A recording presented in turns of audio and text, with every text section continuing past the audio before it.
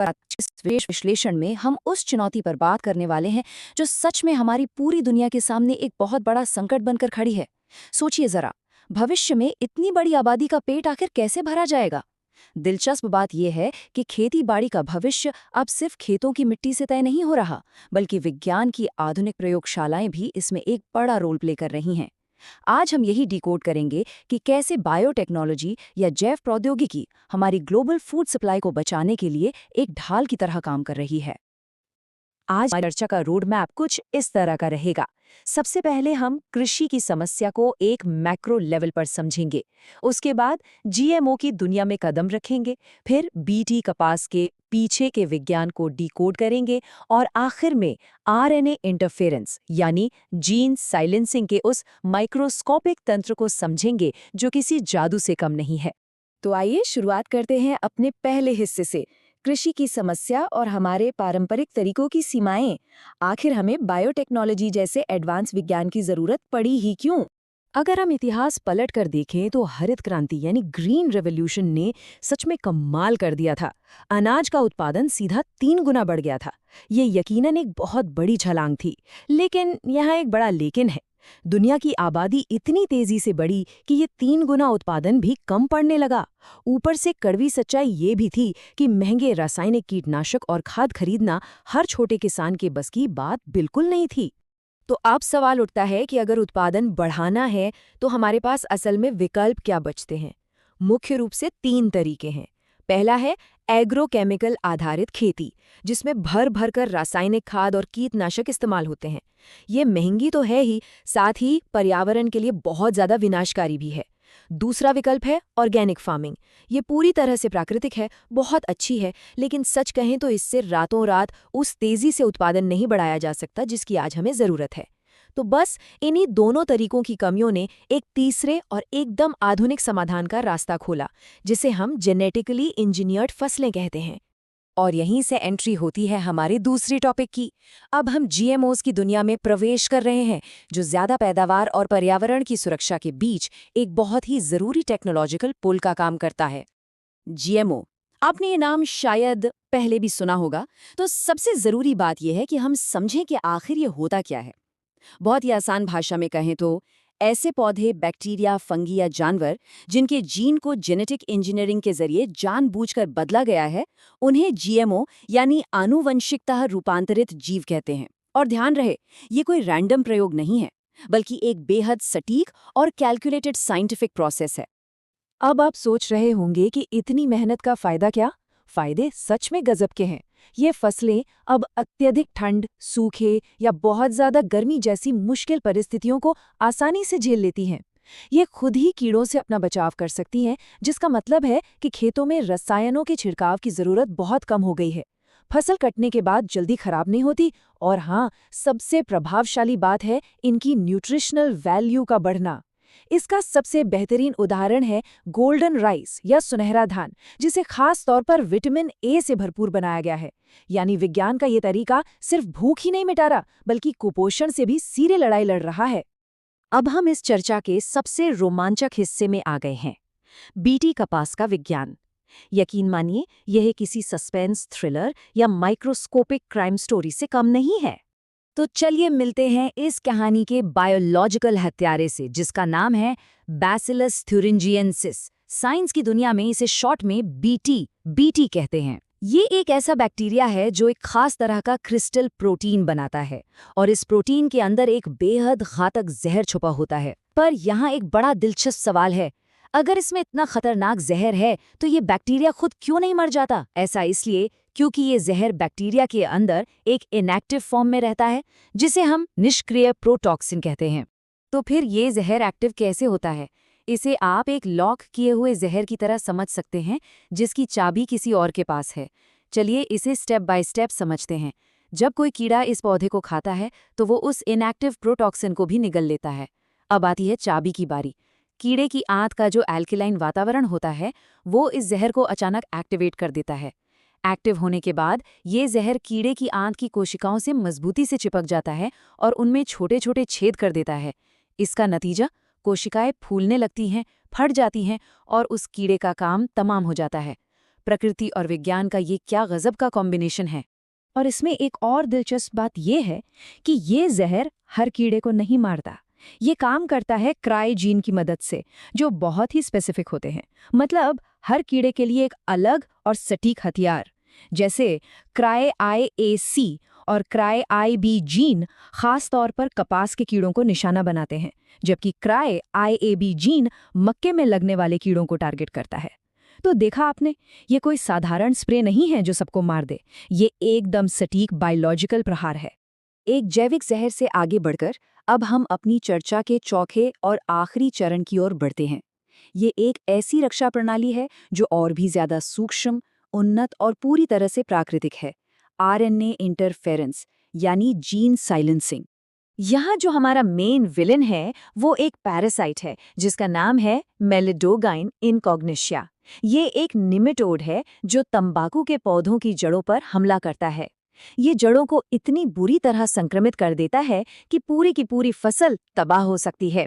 जाहिर है, इतने बड़े खतरे से निपटने के लिए पौधों को बाहर से नहीं बल्कि अंदर से एक ढाल की जरूरत थी। और वो अंदरूनी ढाल है RNA इंटरफेरेंस। इसे अगर एक सिंपल रूपक से समझें तो ये कोशिका के अंदर मौजूद एक म्यूट बटन की तरह काम करता है।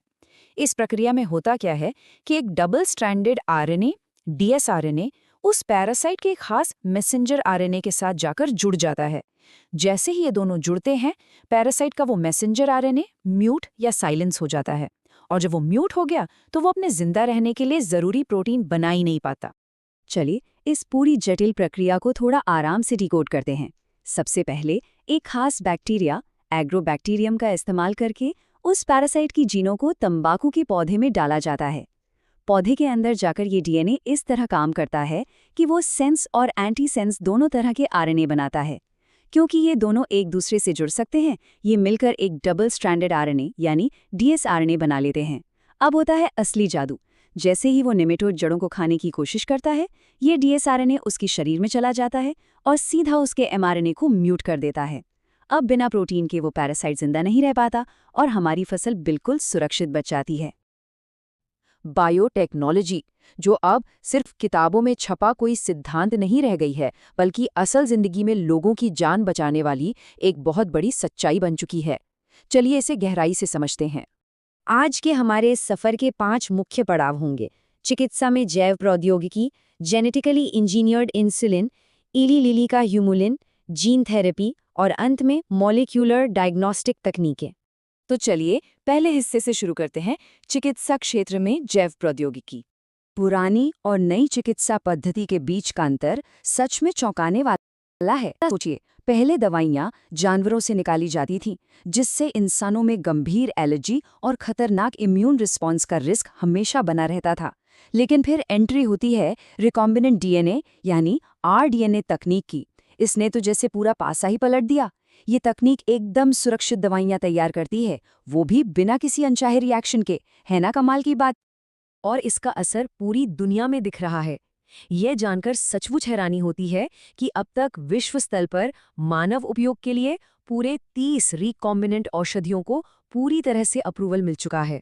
और अगर हम अपने देश की बात करें तो इन 30 में से ठीक 12 दवाइयाँ इस वक्त सीधे भारत में मार्केट की जा रही हैं और इस्तेमाल भी हो रही हैं। यानी अत्याधुनिक विज्ञान अब रोजमर्रा की जिंदगी का एक अहम हिस्सा बन चुका है। अब आगे बढ़ते हैं अपने दूसरे सेक्शन की तरफ, जेनेटिकली इंजीनियर्ड इंसुलिन। मानव इंसुलिन का स्ट्रक्चर बिल्कुल किसी पजल यानी पहेली को जोड़ने जैसा है। इसमें टोटल 51 अमीनो एसिड होते हैं, जो 2 हिस्सों में बटे होते हैं।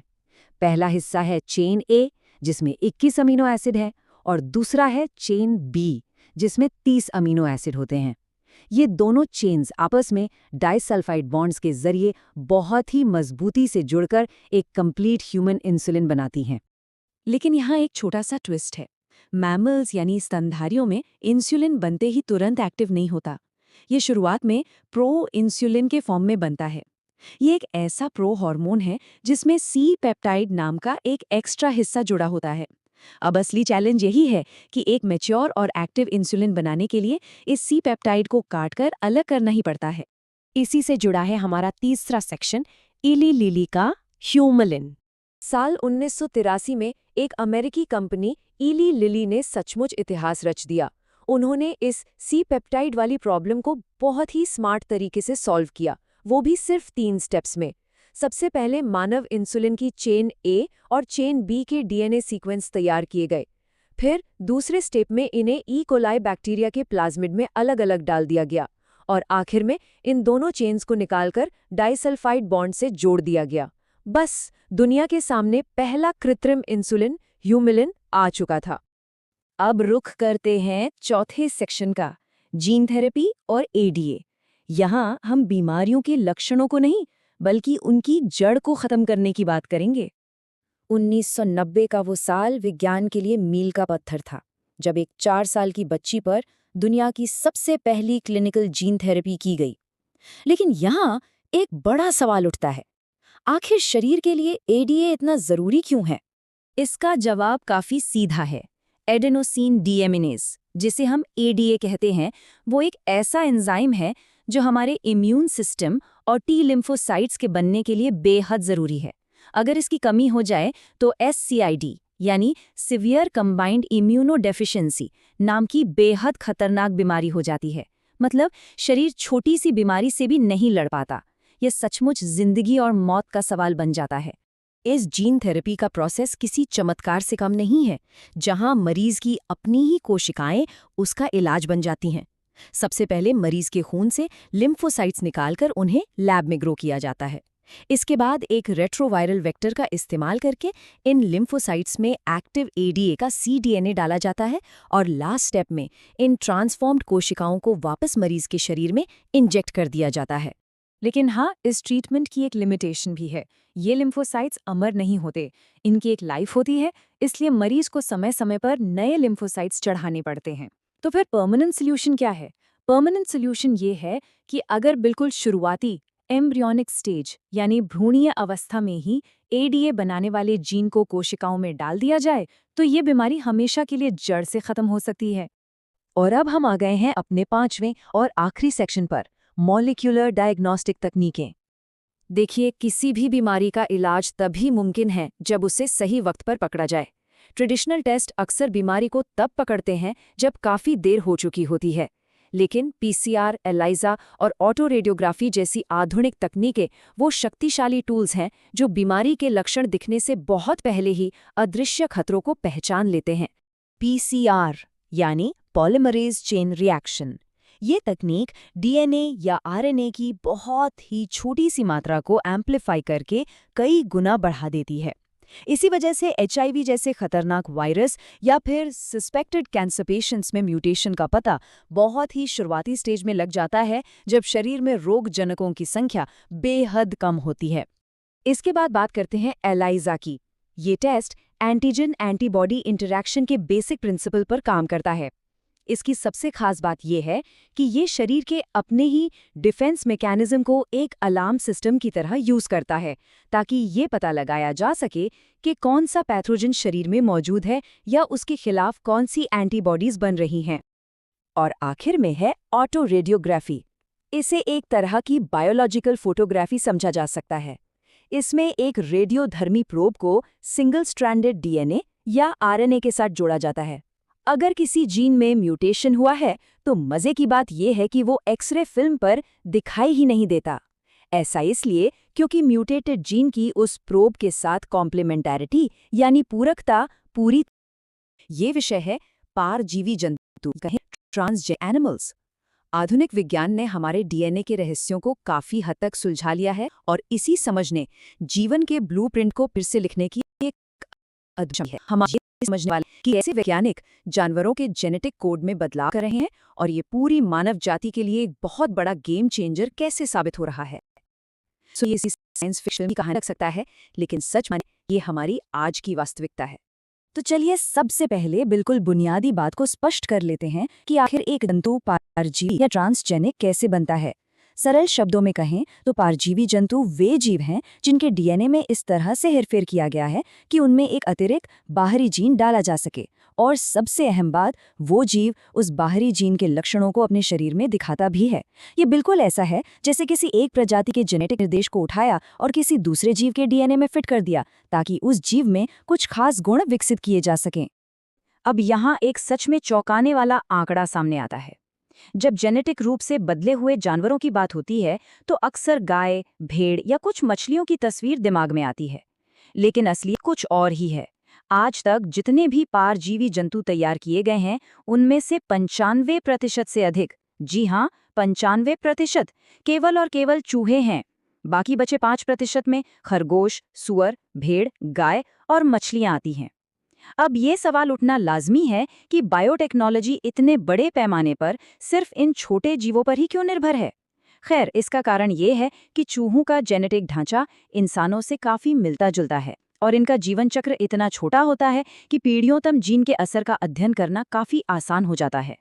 तो आज की इस चर्चा का जो रोड मैप है वो कुछ इस तरह रहेगा। पहला, परजीवी जंतु क्या हैं? दूसरा, हम इनसे बीमारियों का अध्ययन कैसे करते हैं? तीसरा, जैविक उत्पाद प्राप्त करना। और चौथा, टीकों और रसायनों की सुरक्षा का परीक्षण करना। भाग 1, परजीवी जंतु क्या हैं? शरीर क्रिया और विकास। विज्ञान के सामने सबसे बड़ी पहेलियों में से एक ये रही है कि शरीर के अंदर मौजूद हजारों जीन आखिर काम कैसे करते हैं। परजीवी जंतुओं को खास तौर पर इसीलिए बनाया जाता है ताकि हम ये देख सकें कि कोई एक विशिष्ट जीन शरीर के सामान्य कामों और विकास को कैसे प्रभावित करता है। इसे एक उदाहरण से समझते हैं। इंसुलिन लाइक ग्रोथ फैक्टर या IGF शरीर के विकास के लिए एक बहुत ही महत्वपूर्ण और जटिल कारक है। वैज्ञानिक क्या करते हैं कि किसी दूसरी प्रजाति के जीन को जंतु के शरीर में डाल देते हैं। फिर उस जंतु के शरीर में इस ग्रोथ फैक्टर के बनने की पूरी प्रक्रिया का बारीकी से अध्ययन किया जाता है। जब वो नया जीन काम करना शुरू करता है तो शरीर में होने वाले बदलावों से एकदम साफ हो जाता है कि उस खास जीन की असल भूमिका क्या है। अब आगे बढ़ते हैं भाग 2 की ओर, रोगों का अध्ययन, बीमारियों के जीवित मॉडल। इंसानों पर सीधे किसी गंभीर बीमारी का अध्ययन करना कई बार बहुत मुश्किल होता है, और यहीं पर यह ट्रांसजेनिक तकनीक एक बहुत बड़ा वरदान साबित होती है।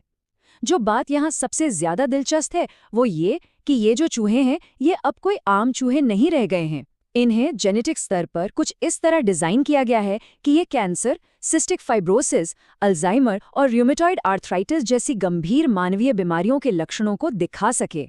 एक तरह से ये जीवित मॉडल है। ये वैज्ञानिकों को ये समझने का मौका देते हैं कि कोई बीमारी जेनेटिक स्तर पर शुरू कैसे होती है, और उससे भी बड़ी बात, इन्हीं मॉडल्स पर नई दवाओं का परीक्षण किया जाता है जिससे भविष्य के लिए नए इलाज खोजे जा सके। तीसरा अहम हिस्सा है जैविक उत्पाद प्राप्त करना, जटिल औषधियों का निर्माण।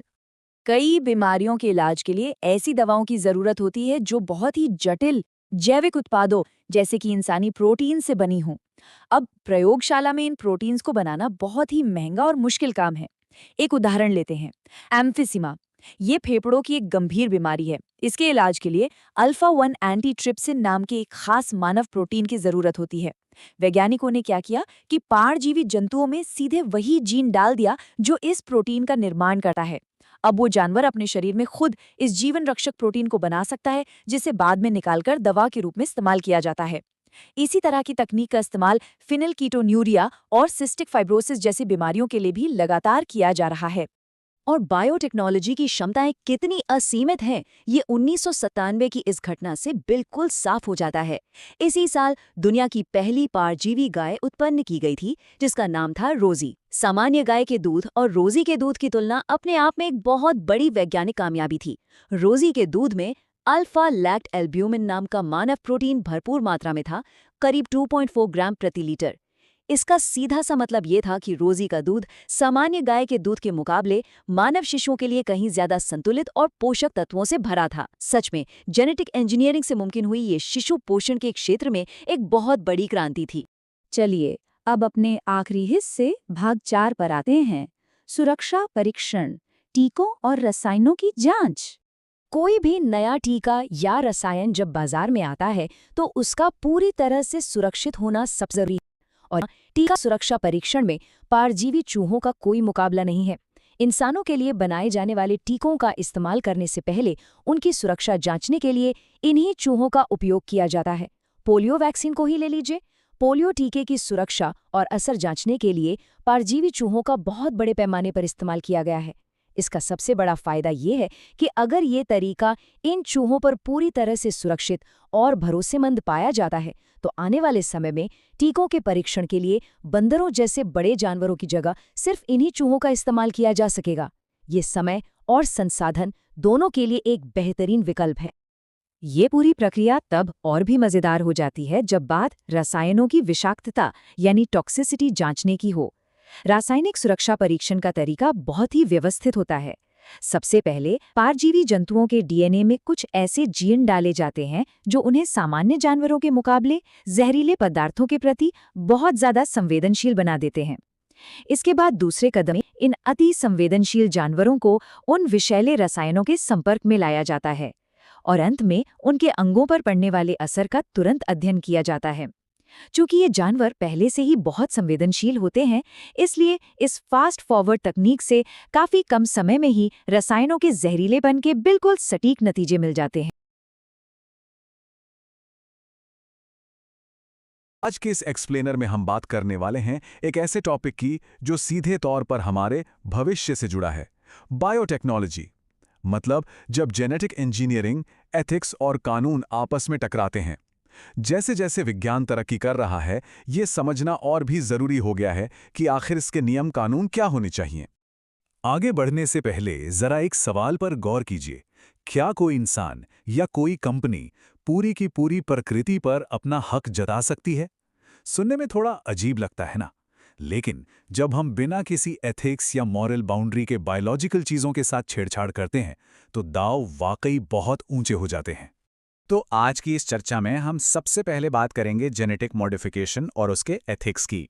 फिर हम जानेंगे भारत की अपनी नियामक संस्था GEAC के बारे में। इसके बाद हम पेटेंट और उस मशहूर बासमती चावल वाले विवाद को समझेंगे। फिर बायोपायरेसी पर नजर डालेंगे और आखिर में देखेंगे कि भारतीय पेटेंट बिल हमें इन सब से कैसे बचाता है। चलिए शुरू करते हैं। चलिए सीधे मुद्दे पर आते हैं, जेनेटिक मॉडिफिकेशन और इससे जुड़े नैतिक मुद्दे। देखिए, इंसान के पास आज अन्य जीवों के जेनेटिक्स को बदलने की एक बहुत बड़ी ताकत आ गई है। लेकिन समस्या ये है कि इस ताकत की कोई ना कोई लिमिट तो होनी ही चाहिए, है ना? अगर हम बिना किसी रूल या कंट्रोल के मनमाने ढंग से जीनोम में बदलाव करते रहे, तो ये एक बहुत बड़ा रिस्क बन सकता है। इमेजिन कीजिए, लैब में किया गया कोई जेनेटिक बदलाव अगर खुले पर्यावरण में पहुंच जाए, तो वो पूरे के पूरे इकोसिस्टम को ही बिगाड़ सकता है। इसीलिए हमें सख्त नियमों की जरूरत पड़ती है। और यहीं एंट्री होती है हमारे घरेलू नियमों की। भारत सरकार ने ऐसी गंभीर चीजों पर नजर रखने के लिए एक संस्था बनाई है, GEAC, यानी जेनेटिक इंजीनियरिंग अप्रेजल कमेटी। ये भारत में एक वॉचडॉग की तरह काम करती है। अब इस स्लाइड में जो सबसे अहम बात है वो है इसके दो बड़े काम। पहला ये चेक करना कि जो भी GM यानी जेनेटिकली मॉडिफाइड रिसर्च हो रही है वो कितनी वैलिड है, और दूसरा पब्लिक यूज के लिए तैयार किए गए इन GMOs की सेफ्टी को टेस्ट करना, ताकि इंसानों की सेहत या पर्यावरण को कोई नुकसान न हो। अच्छा, अब हम अपनी चर्चा को एक ग्लोबल लेवल पे ले चलते हैं। बात करते हैं पेटेंट और बासमती चावल के विवाद की। इसे आप सीधे सीधे एक बायो डकैती भी कह सकते हैं, जहां बड़ी कंपनियों ने उन चीजों का पेटेंट लेना चाहा जिन्हें हमारे किसानों ने सदियों की मेहनत से विकसित किया है। जरा इस नंबर पर गौर कीजिए, 20 लाख। जी हां, 20 lakhs। ये कोई मामूली आंकड़ा नहीं है। ये अकेले भारत में पाई जाने वाली धान की किस्मों की एक अनुमानित संख्या है। बस सोचिए कि हमारी बायोडायवर्सिटी कितनी विशाल है। और अब पिछली विशाल संख्या की तुलना इस छोटे से नंबर से कीजिए, सिर्फ 27। ये भारत में उगाए जाने वाले उस मशहूर खुशबूदार बासमती चावल की डॉक्यूमेंटेड किस्में हैं। ये वो किस्में हैं जिन्हें पीढ़ियों से बहुत संभाल कर रखा गया है। लेकिन 1997 में हुआ ये कि एक अमेरिकी कंपनी ने बड़ी चालाकी से भारतीय बासमती का क्रॉस कराया कुछ सेमी ड्वार्फ यानी अर्धबौनी किस्मों के साथ।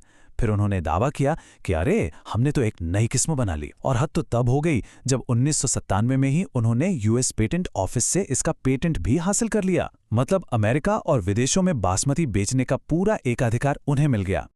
बात सिर्फ बासमती तक ही नहीं रुकी। विदेशी कंपनियों ने और भी कई चीजों पर कब्जा करने की कोशिश की, जैसे नीम, जिसे हम सदियों से कीटनाशक और चोट पर लगाने के लिए इस्तेमाल करते आ रहे हैं, और हल्दी, जिसका आयुर्वेद में इतना गहरा महत्व है।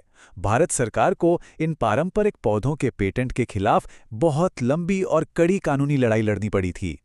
तो इन सारी विवादित घटनाओं को अगर हम एक फॉर्मल एकेडमिक नाम दे तो वो है बायोपायरेसी, यानी जैविक संसाधनों की चोरी। आसान शब्दों में इसका मतलब है, जब बड़ी मल्टीनेशनल कंपनियां किसी देश के जैविक संसाधनों का इस्तेमाल करती हैं, वो भी बिना वहां के लोगों की सही परमिशन लिए और बिना कोई उचित मुआवजा दिए। यहां अनुमति और मुआवजे के बिना ये दो शब्द बहुत क्रूशल हैं। और ये स्लाइड उस ग्लोबल इम्बैलेंस को बिल्कुल साफ-साफ दिखाती है। एक तरफ वो विकसित देश हैं जो आर्थिक रूप से तो बहुत अमीर हैं, लेकिन उनके पास बायोडाइवर्सिटी और पारंपरिक ज्ञान की भारी कमी है। दूसरी तरफ हमारे जैसे विकासशील देश हैं जो शायद उतने अमीर ना हों, लेकिन प्रकृति और पारंपरिक ज्ञान के खजाने से पूरी तरह भरे हुए हैं। तो ये कंपनियां बायोपायरेसी करती क्यों हैं? सीधा सा कारण है टाइम और पैसा बचाना। सदियों पुराने पारंपरिक ज्ञान का इस्तेमाल करके ये मॉडर्न बायोटेक कंपनियां रिसर्च में लगने वाले अपने भारी समय, मेहनत और करोड़ों रुपए बचा लेती हैं। ये उनके लिए एक तरह का शॉर्टकट है। खैर, इस लूट को रोकने के लिए अब कड़े कदम उठाए जा रहे हैं। आइए देखते हैं वो सुरक्षात्मक कदम, जिसे हम भारतीय पेटेंट बिल कहते हैं। भारतीय संसद ने इस समस्या को समझते हुए पेटेंट बिल में दूसरा संशोधन लागू किया है। इसके तहत अब पेटेंट के नियम बहुत सख्त कर दिए गए हैं। इसमें कुछ इमरजेंसी प्रोविजंस डाले गए हैं, और सबसे अच्छी बात यह है कि हमारे देश के साइंटिस्ट जो भी रिसर्च एंड डेवलपमेंट कर रहे हैं, उसे अब कानूनी सुरक्षा दी गई है, ताकि हमारी जैविक संपत्ति को कोई चुरा ना सके। तो आज के इस एक्सप्लेनर को हम एक बहुत ही जरूरी सवाल के साथ खत्म करते हैं। पूरी दुनिया मिलकर ये कैसे तय कर सकती है कि भविष्य में जो भी बायोलॉजिकल डिस्कवरी हो, उन्हें पूरी निष्पक्षता और नैतिकता के साथ साझा किया जाए? विज्ञान का विकास जरूरी है, लेकिन ये न्याय संगत होना चाहिए। इस बारे में जरूर सोचिएगा। हमारे साथ जुड़ने के लिए बहुत बहुत शुक्रिया।